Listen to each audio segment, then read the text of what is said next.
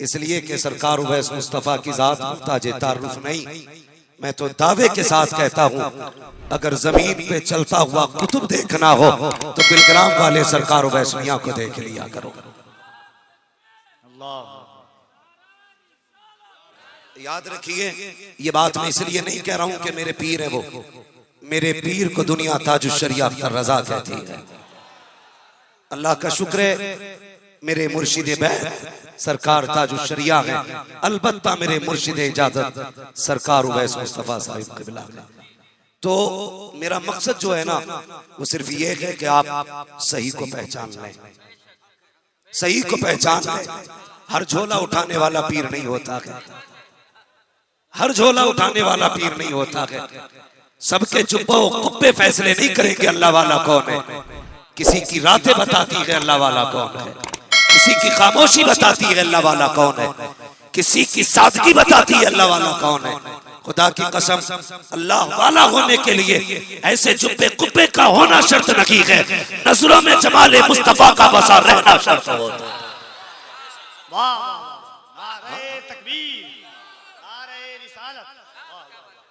इसलिए मेरे भाई थोड़ा ख्याल करें। मैं तो खुल के कहता हूं असद भाई, मेरी औकात नहीं थी जहाजों में उड़ता, मेरी औकात नहीं थी कि मेरे पास गाड़ी होती।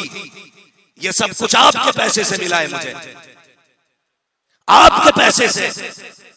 हम जो हवाओं में उड़ रहे हैं आपके पैसे से, और इसीलिए हम कहते हैं आपका पैसा लेकर के चिकनी चिपड़ी बातें कर करके पैसे लेके चले जाएं, ये हमसे नहीं होता। हमको अगर आपने हमें इतना दिया है, शान से जी रहे हैं, तो आपकी खुशामद करने नहीं आए, बल्कि हमारी हकीकत ये है, मैं आईना को दिखाऊंगा दाग चेहरे के, जिसे खराब लगे सामने से हट जाए।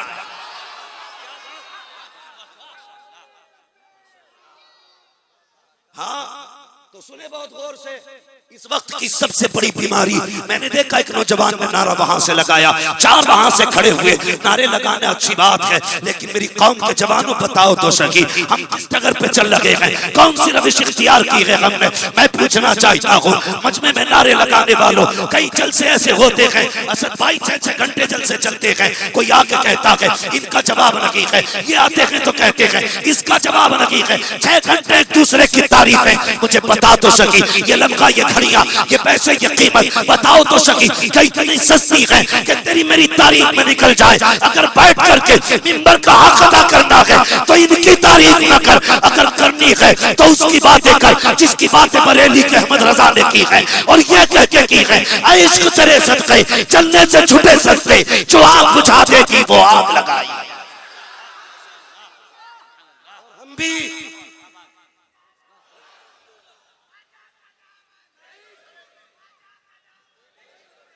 और आप भी खुशामद पसंद ना बनिए, निकलिए। किसी खतीब को बुलाना हो मौजू दीजिए, कहना तेरा 1 घंटा मैंने खरीद लिया है, यहां तेरे सफर की करामतें नहीं, कैसे पहुंचा इससे मतलब नहीं, हमें यह बता दीन हम तक कैसे पहुंचा है,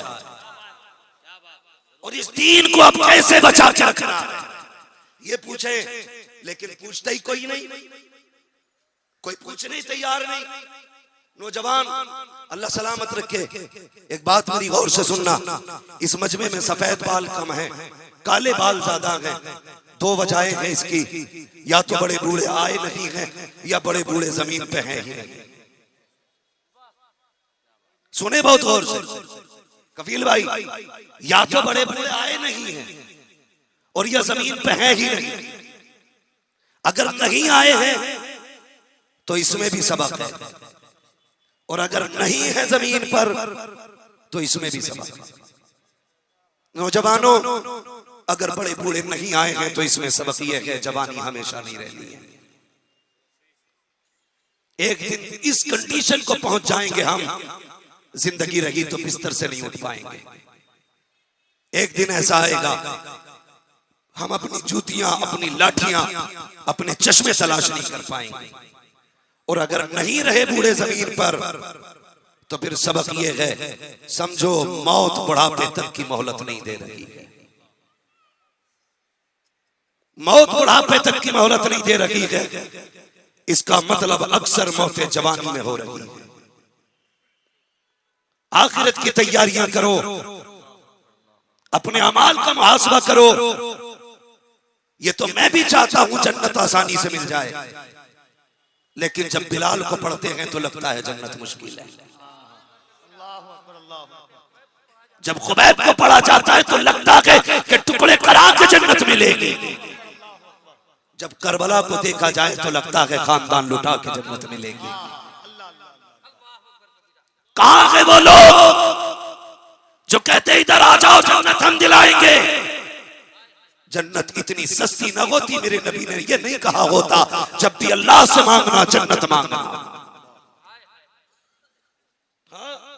फरमाया जब भी मांगो जन्नत मांगो, इसलिए कि बंदा जब 2 बार कहता अल्लाह जन्नत दे, तो जन्नत खुद कहती है मालिक मुझे इसके नसीब में लिख दे। जन्नत खुद कहती है मुझे इसके नसीब में लिख दे। फिर ये जन्नत तो सबको चाहिए, कीमत कैसे अदा करोगे इसकी? कीमत कैसे अदा करोगे? हम फ्री की जन्नत के आदी हो गए। पीर ऐसा बता दो जो एक तावीज में आसमान तक पहुंचा दे।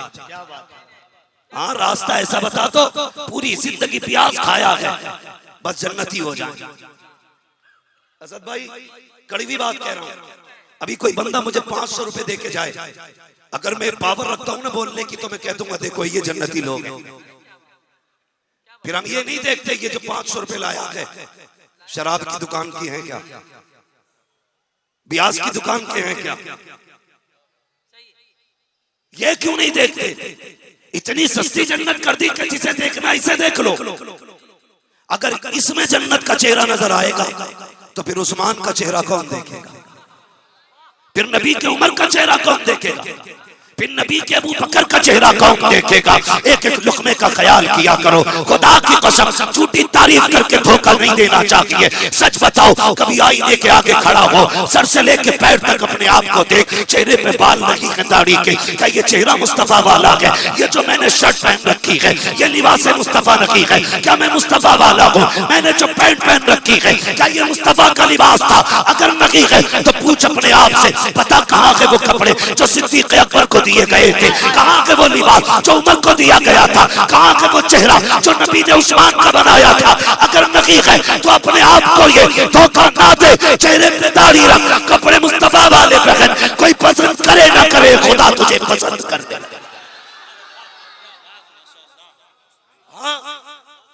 इसलिए मेरे भाई जरूरी है पहचानो अपने आप,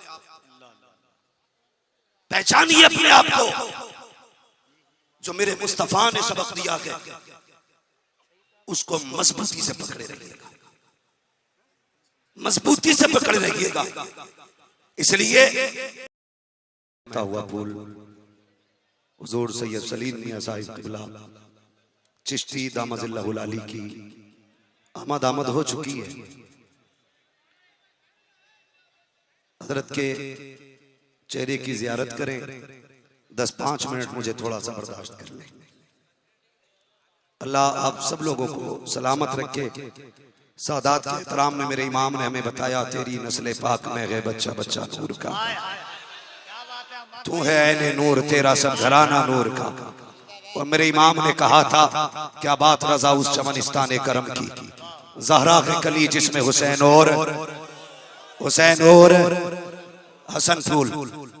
तो आले नबी औलाद अली की आमद हो चुकी है। वक्त बड़ा कम है, सरकारी इजाजत चाहूंगा। गौर करें, जहां इमाम ने ये कहा था ना तेरी नस्ल पाक में है बच्चा बच्चा नूर का, एक सबक पे और जोर दिया था। उन्होंने कहा था सूना जंगल रात अंधेरी, छाई बदली काली है, सोने वालों जागते रहियो, चोरों की रखवाली है। और उन्होंने कौम को बेदार करते हुए इधर भी जहन दिया था।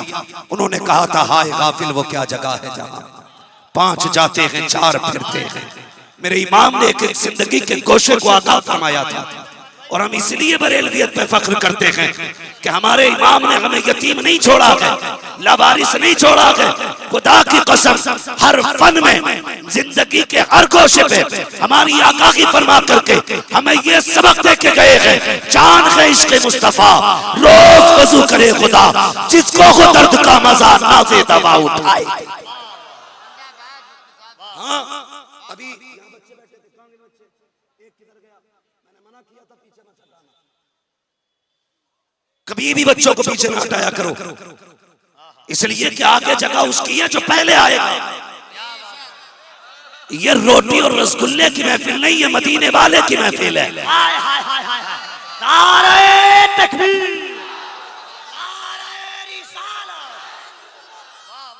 हाँ तो बच्चों को लाया करो। और खुदा की कसम मेरे नबी को बच्चों के 5 खेल बड़े पसंद थे। हाँ, और मुझे बच्चे बड़े प्यारे लगते। उसकी वजह क्या है? बच्चे मकार नहीं होते, बच्चे मन के सच्चे होते,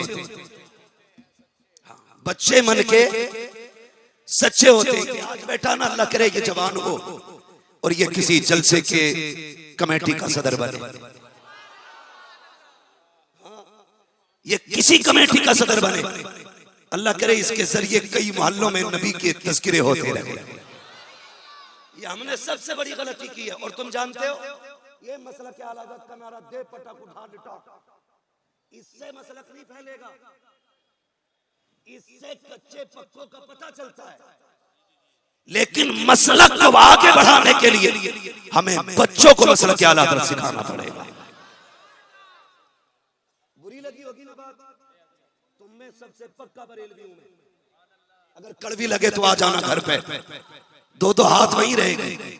बात सच्ची होगी तो नाश्ता चलेगा, ये बात अलग है नाश्ते में जूता चले या चाय चले।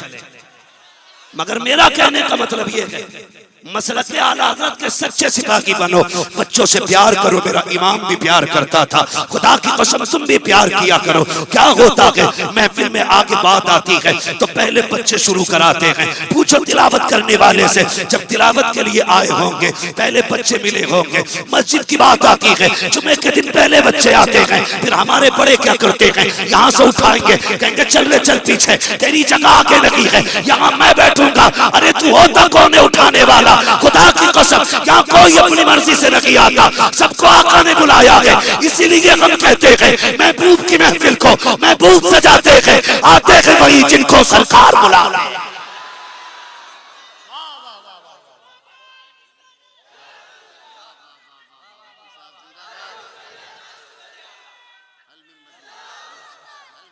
भाई समझ में आ रही बात? गलती हुई है हमसे ये।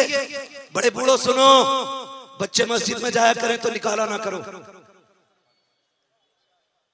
बड़े काबिल बनते हैं, बड़ा सफाई वाला बनना, कह रहा चल चल बच्चे निकालो, ये मस्जिद गंदी कर देंगे।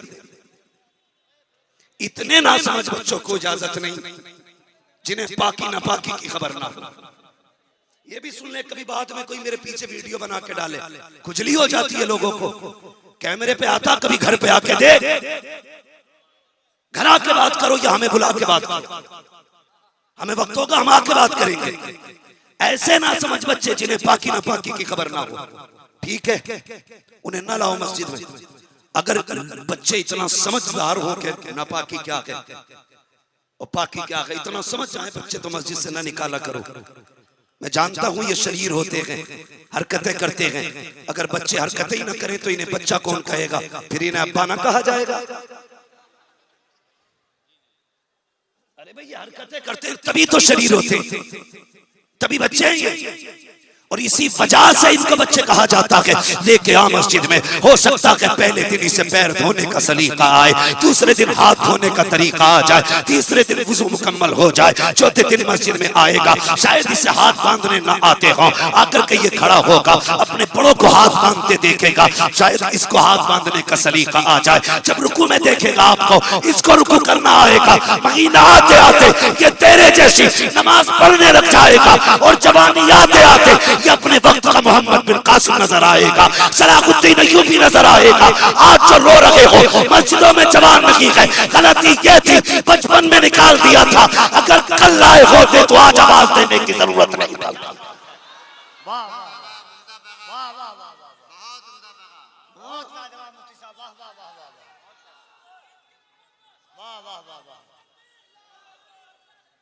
अगर कल लेके आए होते आज आवाज की जरूरत नहीं पड़ती। कल तो हमने थप्पड़ मार के भगा दिया। इज्जत दिया करो, मिजाज ही अलग हो गए, समझ में ही नहीं आ रहा बंदा करके रहा है। हाँ मस्जिद में जो लोग ना, अब तो कई लोगों की जगहें रिजर्व होती हैं। और शहरों में एक बड़ी अजीब चीज देखी जाती है, कुर्सियां पड़ी रहती हैं। कुर्सियां यहां भी ठेकेदारी दिखा रहा है कि क्यों कि खड़ा नहीं हुआ जाता। अरे 500 मीटर से पैदल चल के आया, मस्जिद में आके तुझ पे मुसीबत आ गई। पूछो ना उलमा से, जितनी देर खड़ा रह सकता है इतनी देर कयाम में खड़ा होना फर्ज है। जब खड़े होने की ताकत ना रखे, कोई सहारा भी ना हो, फिर इजाजत है बैठ। अरे कहते रुकू सजदा नहीं होता, पेट बड़ा है। चल पेट बड़े होने की वजह से तू सजदे में नहीं जा सकता, मरी पड़ गई, कम से कम कयाम में खड़ा तो हो सकता है। तो नमाज भी मौज की हो रही है, मौज की। कुर्सियां मजबूत हैं, लोटे रिजर्व है, पंखा रिजर्व है किसके नीचे। अगर किसी ने कूलर दिया तो वही बैठेगा उसके आगे, दूसरा बैठ जाए तो चल रहे चल, ये मेरी जगह है, ये मुखिया की जगह।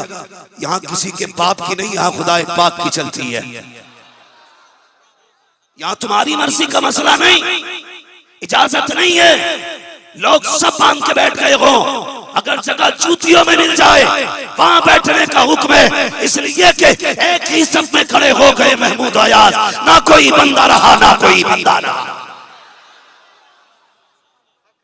यार जो कौम 5 मिनट कयाम में खड़ी नहीं हो सकती, ये हुजूर के नाम पे सर कटाने की बात करती है। कितने सच्चे हम। खड़े होने के आदि बनो, जो कयाम में खड़े रहते हैं अल्लाह उनके कदमों को मजबूत बनाता है। हाँ तो मेरे नौजवानों, अल्लाह तौफीक दे, मस्जिदों को आबाद करो, और जो जहां बैठा है हुजूर की महफिल में उठाना नहीं, जहां जगह मिल जाए बैठ जाया करो, जहां जगह मिल जाए। बच्चे आगे बैठे, खुदा की कसम मेरे हुजूर बच्चों से कितना प्यार करते थे। आज तो बच्चों को कुछ भी नहीं समझ, चल बच्चा इसको हटाओ, नहीं बच्चे असल होते।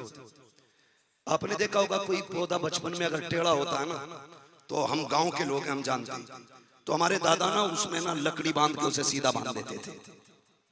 बड़ा होते होते वो पौधा सीधा हो जाता था। ठीक है जी, ये टेढ़ा हो गया, इसे कोई सीधा कर देगा डंडी बांध के? कहोगे नहीं, क्यों? क्योंकि ये अभी पूरा पेड़ बन चुका है, पेड़ बन चुका है। भाई पौधे सीधे करने हो, पेड़ सच्चे रखने हो तो पौधों का ख्याल किया करो। इसलिए कि बचपन में उन्हें घुमाया जा सकता है, जवानी में मुश्किल होता है। जब अकड़ जाता है बुढ़ापा, अल्लाह माफ करे, बुढ़ापे में तो अकड़ हुई हड्डी होती है। जो ठान ली फिर तो मुफ्ती आज़म भी आके कहे तो मानता ही नहीं। उलमा अगर बात कहा करे मान लिया करें, यही दीन है। और शरीयत में अक्ल को दखल जो हुजूर ने कह दिया वो कह दिया, उसे मजबूती से मान लिया करें, मजबूती से। मैं बात अर्ज कर रहा था, बच्चे मेरे हुजूर को बड़े प्यारे, जानते हो कितने प्यारे। बच्चे मदीने की चौक में खेलते रहते थे, नबियों का इमाम दीवार से लग के कई घंटे बच्चों का खेल देखता रहता था। कौन देखता था? नबियों का इमाम। माफ करना जी, बात कड़वी कहने लगा हूं, मैंने बात नबियों के इमाम की छेड़ी है। नबियों का इमाम आज भी अगर बड़े पीर साहब है, बच्चा आ जाए क्या साइड करो, हमारा जुब्बा मैला कर दिया, नहीं देखते हम थक के आए हैं, तू क्या, तेरी औकात क्या, जेब में रख अपनी पीरा मुरीदी को। जब नबियों का इमाम बच्चों से प्यार कर सकता है तो तू बच्चों से प्यार क्यों नहीं कर सकता? क्यों नहीं करोगे बच्चों से प्यार? मेरा नबी दीवार से लग के खड़ा रहता है, बच्चे खेलते रहते, और फिर जब बच्चों के लिए हुजूर खड़े होते तो बच्चे कितना प्यार करते। बच्चों को पता होता हुजूर की नमाज का वक्त हो गया, सरकार मस्जिद में आने वाले होंगे, हुजूर के आने से पहले रास्ते पे लाइन लगा के खड़े होते, और ये शर्त करते जब आका आएंगे तो पहले कौन छुएगा नबी को। ये शर्त लगती, पहले कौन छुएगा नबी को। लाइन से लगे रहते बच्चे, जब हुजूर आते तो बच्चों पहली नजर डालते दौड़ लगाते थे, एक दूसरे से जीत के लिए आगे होते। कोई जाके कदम पकड़ता, कोई दामन पकड़ता। कभी नबियों के इमाम ने ये नहीं कहा था पीछे हटो तबलीग का काम रहता है, पीछे हटो दीन का काम करना है, पीछे हटो गज़वात में जाना है, पीछे हटो मुझे फुर्सत नहीं है। कभी नहीं, बल्कि नबी जी के पास जब बच्चे आते थे, किसी के सर पे हाथ रखते, किसी का मुस्तफा माथा चूमते, किसी के गालों पे हाथ फेर देते, किसी के बालों पे हाथ रख देते। खुदा की कसम जब ये प्यार मुस्तफा लुटाते तो फिर बच्चों के इश्क का कमाल देखो, बच्चों की आदत बन जाती। जब सरकार आया करते वो दौड़ लगाते और कहा करते थे वो देखो मेरा मदीने वाला आ गया है, मेरा मदीने वाला आ गया है। आज कुछ पीरों को नाज से नफरत है, कुछ पीरों को शायरों से एलर्जी है। मैं कहता हूँ ज़बान को लगाम दे, तुझे नहीं पता है अगर नात ना होती खुदा की कसम कायनात ना हो।